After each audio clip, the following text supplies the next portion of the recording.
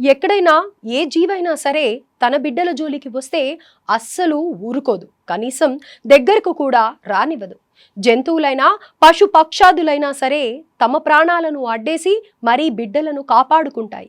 కానీ ఆలోచించే శక్తి, బుద్ధి, జ్ఞానంతో పాటు తెలివితేటలున్న మనుషులకు ఏమవుతుంది?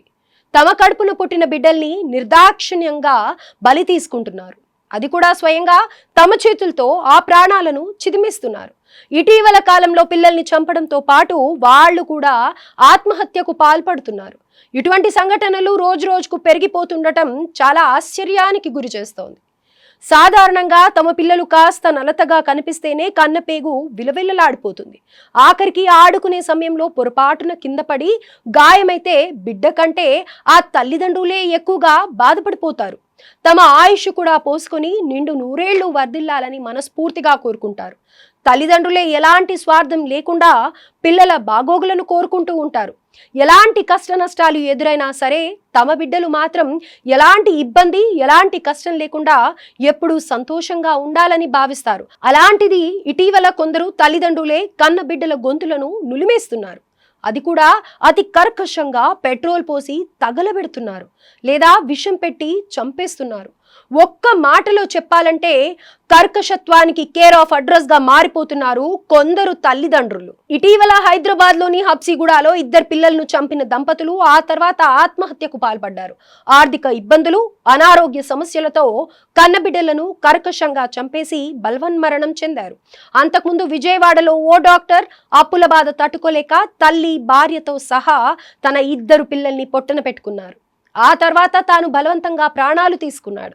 అలాగే తన సంతోషానికి పిల్లలు అడ్డు వస్తున్నారన్న కారణంతో 3 పిల్లలను విషమిచ్చి చంపింది ఓ తల్లి.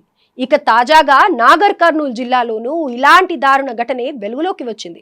భార్యతో గొడవ కారణంగా 3 పిల్లలపై పెట్రోల్ పోసి తగలబెట్టాడు. ఆపై తాను కూడా ఆత్మహత్యకు పాల్పడ్డాడు.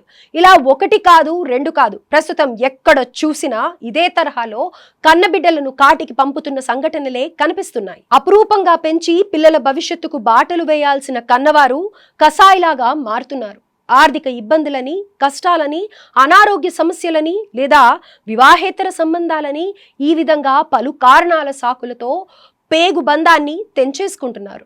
బిడ్డల నుదుటిన మరణ శాసనం రాస్తున్నారు. పుట్టి పెరిగిన వాతావరణం లేదా చిన్నతనం నుంచి మనసులో ముద్ర వేసుకున్న అనుమానాలు, సంసార జీవితంలో ఎదురయ్యే సమస్యలు లేదా వ్యక్తిగత జీవితంలో సమస్యలు, వివాహ బంధంలో మనస్పర్ధలతో బంధాలు బలహీనం కావడం, అక్రమ సంబంధాలు లేదా అనారోగ్య సమస్యలు, మానసిక ఒత్తిడి, ఇలా ఏదైనా క్లిష్ట సమయం వచ్చిందంటే చాలు తొందరపాటు చర్యలకు పాల్పడుతున్నారని మనస్తత్వ నిపుణులు చెబుతున్నారు.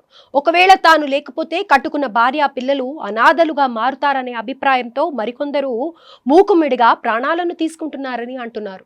బంధాలకు విలువ ఇవ్వని వారు, పట్టించుకోని వారు, కనీస నైతిక విలువలను గాలికి వదిలేసి వ్యక్తిగత ఇష్టాలకు అత్యంత ప్రాధాన్యత ఇచ్చేవారు తమ అనుబంధాలను తెప్పేసుకుంటున్నారు. అలాగే మరికొందరు పర్సనాలిటీ డిసార్డర్ కారణంగా ఇటువంటి దారుణాలకు, ఘాతుకాలకు పాల్పడుతున్నారని తెలుస్తోంది. గతంలో పోలిస్తే ప్రస్తుతం మానసిక సమస్యలు పెరిగిపోయాయి.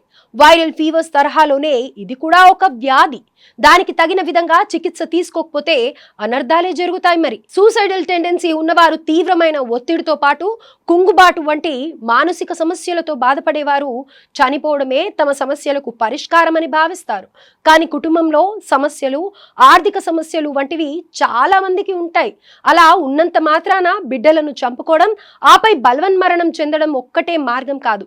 కానీ ఈ విషాదాలకు మాత్రం ఇదే కారణం. సో ఎవరిలోనైనా ఇటువంటి లక్షణాలు కనిపిస్తే ఏమాత్రం అశ్రద్ధ చేయొద్దు. వెంటనే మానసిక వైద్యులను సంప్రదించడం చాలా మంచిది.